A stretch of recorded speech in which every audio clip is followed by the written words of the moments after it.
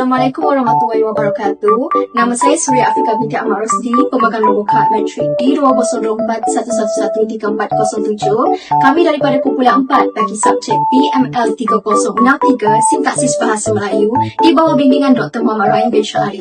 Dalam video ini, kumpulan kami akan membentangkan tentang frasa nama. Tapi sebelum itu, saya akan memperkenalkan bidang kajian sintaksis terlebih dahulu. Sintaksis ialah cabang linguistik yang meneliti cara kata disusun untuk membentuk frasa dan ayat. Ia membantu kita untuk membina ayat yang gramatis serta menyampaikan makna dengan lebih jelas dan berkesan. Bidang ini merangkumi semua aspek ayat, sama ada ayat yang lengkap, klausa maupun frasa. Maka tajuk kajian kami iaitu frasa nama tergolong dalam bidang kajian sintaksis ini.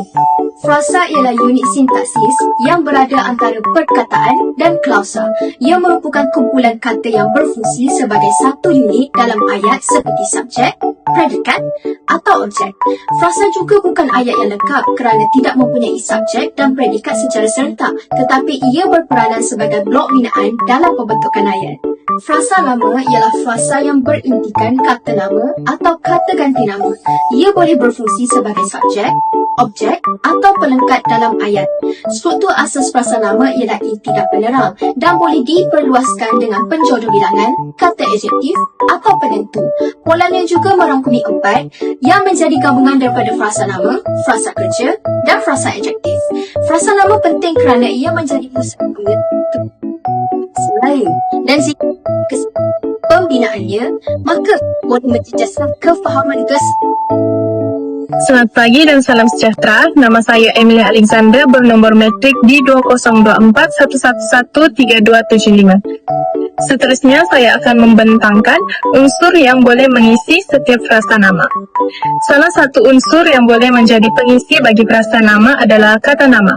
Kata nama adalah unsur yang menjadi inti dalam frasa nama. Contohnya adalah masyarakat Islam.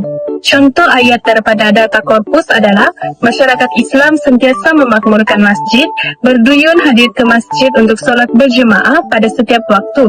Ramai yang mengikuti pelbagai majlis ilmu, terutamanya kuliah selepas maghrib. Unsur yang kedua pula adalah kata kerja. Kata kerja adalah unsur yang menjadi inti dalam frasa kerja. Contohnya adalah bersawah. Contoh ayat daripada data korpus adalah kegiatan bersawah padi tidak dapat dijalankan lagi. Unsur yang ketiga adalah kata adjektif. Kata adjektif adalah unsur yang menjadi inti dalam frasa adjektif. Contohnya hitam. Contoh ayat daripada data korpus adalah si hitam melompat ke tebing dan menarik tali sampan yang dilemparkan oleh Pak Janggut lalu mengikatnya di sebatang pokok yang berhampiran. Unsur yang keempat adalah kata bilangan. Kata bilangan ialah sejumlah perkataan yang menjadi penerang jumlah pada frasa nama dan hadir sebelum frasa tersebut. Contohnya adalah perkataan 2. Contoh ayat daripada data korpus pula adalah 2 minggu berlalu dengan begitu pantas dalam hidup Encik E. Unsur yang kelima adalah kata ganti nama. Kata ganti nama ialah kata yang digunakan untuk menggantikan kata nama lain. Contohnya adalah perkataan beliau. Contoh ayat daripada data korpus adalah turut hadir ialah isteri beliau, Datin Sri Dr. Siti Hasma Muhammad Ali dan isteri Hon Ana. Unsur yang keenam adalah penjodoh bilangan. Penjodoh bilangan merupakan perkataan yang digunakan berpasangan dengan kata nama apabila menunjukkan bilangan. Contohnya adalah perkataan sehelai. Contoh ayat daripada data korpus adalah sehelai daun gugur perlahan-lahan dari tangkainya yang layu. Unsur yang ketujuh pula adalah kata penerang. Kata penerang adalah perkataan yang berfungsi untuk menjelaskan inti dan mesti terdiri daripada kata nama atau frasa nama. Contohnya adalah bilik Michelle menjadi semakin riuh nampaknya. Dan unsur yang terakhir adalah kata penentu. Kata penentu ialah kata yang digunakan sebelum kata nama untuk memberikan makna tambahan ataupun konteks.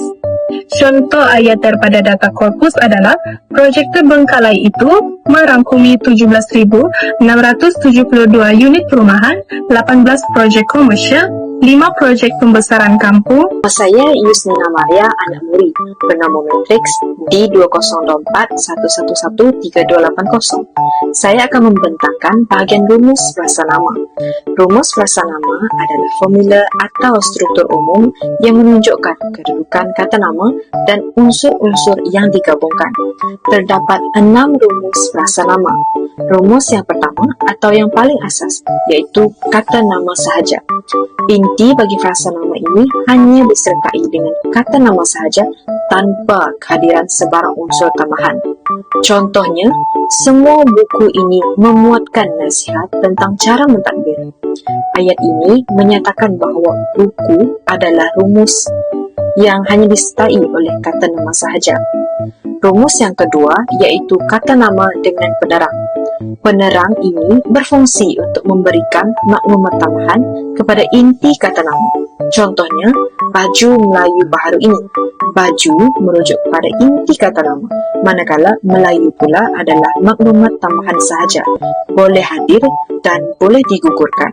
Rumus yang ketiga iaitu kata nama tambah kata nama. Contohnya, ibu bapa.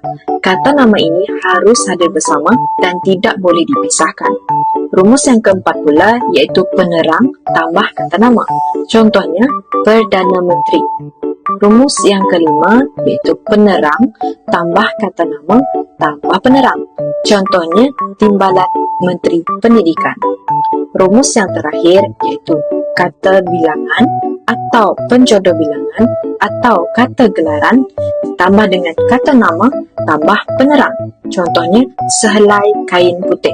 Sehelai merujuk kepada penjodoh bilangan. Kain pula adalah inti kata nama. Dan putih pula adalah penerang, iaitu penerang kepada kain. Nama saya Nur Syaidatul Aisyah binti Muhammad Khairul, nombor metrik D202411134002. Pada pembentangan kali ini, saya akan menerangkan tentang posisi setiap frasa nama dalam ayat. Dalam bahasa Melayu terdapat 6 posisi utama frasa nama dalam ayat. Pertama, sebagai subjek. Frasa nama sebagai subjek letak di awal ayat dan menunjukkan pelaku perbuatan. Contohnya, pelajar yang cemerlang boleh memohon double meja. Di sini, pelajar yang cemerlang adalah frasa nama yang menjadi subjek ayat. Kedua, predikat. Frasa nama sebagai predikat terletak selepas subjek dan menerangkan identiti atau sifat subjek tanpa menggunakan kata kerja. Contohnya, Imam Syafi'i ialah pengasas mazhab Syafi'i. Frasa nama pengasas mazhab Syafi'i menerangkan siapa Imam Syafi'i. Ketiga, sebagai objek. Frasa nama sebagai objek terletak selepas kata kerja transitif dan menerima tindakan. Contohnya, ramai pengunjung membeli bahan makanan mentah. Frasa nama bahan makanan mentah menjadi objek kepada kata kerja membeli. Keempat, sebagai penerang. Frasa nama sebagai penerang menambah maklumat kepada kata nama inti. Contohnya, seorang gadis berbaju kebaya labuh berdiri di pintu restoran. Frasa nama berbaju kebaya labuh memberi penerangan tentang gadis tersebut. Kelima, sebagai pelengkap. Frasa nama sebagai pelengkap melengkapkan makna predikat untuk ayat tak transitif. Contohnya, Mak bermenantukan seorang ustazah tajwid. Frasa nama seorang ustazah tajwid melengkapkan makna ayat. Keenam, unsur frasa sendi nama. Frasa nama selepas kata sendi menerangkan tempat, masa, arah atau tujuan. Contohnya, bertugas pada zaman Presiden Republikan Ronald Reagan. Frasa nama Presiden Republikan Ronald Reagan menerangkan masa bertugas. Itulah 6 posisi frasa nama dalam ayat. Setiap posisi ini mempunyai fungsi tertentu dan membantu kita menyusun ayat dengan jelas dan tepat. Salam sejahtera saya ucapkan kepada semua. Saya Tesaminda anak Thomas Berry, pemegang nombor metrik D2024111348. Sekarang saya akan beralih ke bahagian yang seterusnya, iaitu fungsi bagi setiap frasa nama dalam ayat. Pertama sekali, frasa nama berfungsi sebagai subjek. Frasa nama berfungsi sebagai subjek apabila menjadi unsur yang diterangkan oleh predikat dalam ayat. Frasa nama tersebut boleh terdiri daripada satu perkataan sahaja ataupun beberapa perkataan. Contohnya, Anita sedang menyiram bunga di hadapan rumahnya. Anita ialah frasa nama yang berada di bahagian subjek dan diikuti dengan predikat sedang menyiram bunga di hadapan rumahnya. Seterusnya, frasa nama juga berfungsi sebagai predikat. Frasa nama boleh menjadi predikat apabila menerangkan subjek tanpa menggunakan kata kerja. Frasa nama tersebut boleh terdiri daripada kata nama am atau kata nama khas. Sebagai contoh, Chi Hong murid tahun 3. Frasa nama murid tahun 3 berada di bahagian predikat untuk menerangkan subjek Chi Hong. Selain itu, frasa nama juga berfungsi sebagai objek. Frasa nama boleh hadir dalam konstituen objek, yaitu konstituen yang hadir sesudah kata kerja transitif dalam frasa kerja, seperti yang terdapat dalam contoh berikut. Kelantan memerlukan sumber dan modal yang cukup. Frasa memerlukan ialah kata kerja transitif yang memerlukan frasa nama objek, sumber dan modal bagi melengkapkan ayat.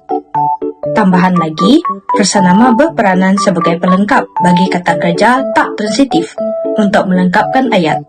Misalnya, dia akan menjadi pemain yang perlu diberi perhatian dalam tempoh beberapa tahun lagi. Frasa kata kerja tak transitif menjadi diikuti oleh frasa nama pelengkap yaitu pemain.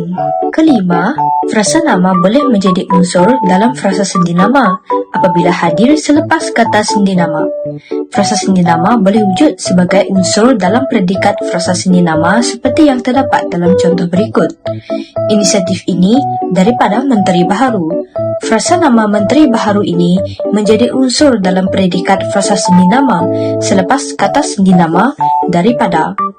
Akhir sekali, frasa nama juga boleh menjadi unsur bagi frasa sendi nama yang berfungsi sebagai keterangan tentang masa, tempat atau cara. Sebagai contoh, herba ini boleh mendatangkan kemudaratan pada kandungan. Frasa pada kandungan ini berada di bahagian frasa keterangan yang boleh digugurkan dan ia merupakan gabungan kata sendi nama serta frasa nama. Antara kesilapan lazim yang sering berlaku dalam frasa nama ialah susunan unsur. Dalam frasa nama, inti hadir dahulu diikuti dengan penerang. Sebagai contoh, penggunaan yang salah ialah sutera tirai, manakala penggunaan yang betul ialah tirai sutera. Selain itu, kategori kata yang tidak tepat ia berlaku apabila frasa nama tersebut menggabungkan kata daripada golongan kelas yang tidak sesuai, seperti kata kerja atau kata sendi yang berfungsi sebagai inti tanpa justifikasi sintaksis yang tepat. Sebagai contoh, penggunaan yang salah adalah terdapat menjenayah di kampung itu, manakala penggunaan yang betul adalah terdapat penjenayah di kampung itu. Selain itu, penggunaan penjodoh bilangan ia berlaku apabila penjodoh bilangan yang dipilih tidak sepadan dengan sifat atau kategori kata nama tersebut. Sebagai contoh penggunaan yang salah ialah setandan apple, manakala penggunaan yang betul ialah sebiji bagi apple dan setandan bagi pisang. Di samping itu, penggunaan kata sendi ia berlaku apabila kata sendi disisipkan ke dalam frasa nama tanpa fungsi sintaksis yang tepat. Sebagai contoh, penggunaan yang salah ialah dari generasi. Dari hanya berfungsi sebagai 3 tujuan sahaja iaitu arah, tempat, masa. Penggunaan yang betul ialah daripada generasi atau kepada generasi. Selanjutnya, penggunaan penggandaan ia muncul apabila kata nama atau unsur penerang digandakan tanpa keperluan makna atau secara berlebihan. Sebagai contoh penggunaan yang salah ialah pisang-pisang goreng-goreng, manakala yang betul ialah pisang-pisang goreng. Akhir sekali, penyisipan kata adjektif. Kedudukan kata adjektif mestilah mematuhi struktur yang betul bagi memastikan identiti sintaksis frasa nama kekal utuh. Sebagai contoh, penggunaan yang salah ialah jelita wanita yang itu, manakala penggunaan yang betul ialah wanita yang jelita itu. Oleh itu, pematuhan terhadap susunan frasa nama dalam sesebuah ayat haruslah menepati ciri penggunaan yang betul agar dapat memastikan hubungan sintaksis bahasa Melayu jelas dan bermakna. Kesimpulannya, frasa nama merupakan komponen sintaksis yang paling penting dalam bahasa Melayu kerana ia berfungsi sebagai pusat makna dalam sesuatu ayat. Frasa ini berunsurkan inti kata nama dan boleh diperluaskan dengan kata bilangan, kata ganti nama, penerang, penjodoh bilangan dan penentu. Rumus pembentukannya yang utama ialah inti dan penerang. Dalam posisi dan fungsinya pula, ia berperanan sebagai ayat yang boleh menjadi sebagai subjek, predikat, objek, penerang, pelengkap serta unsur dalam frasa segi nama. Oleh itu, pemahaman yang tepat terhadap pembentukan dan fungsi frasa nama sangat penting bagi mengelakkan kesilapan dan memastikan ayat yang dibina jelas, gramatis dan tepat dari segi sintaksis.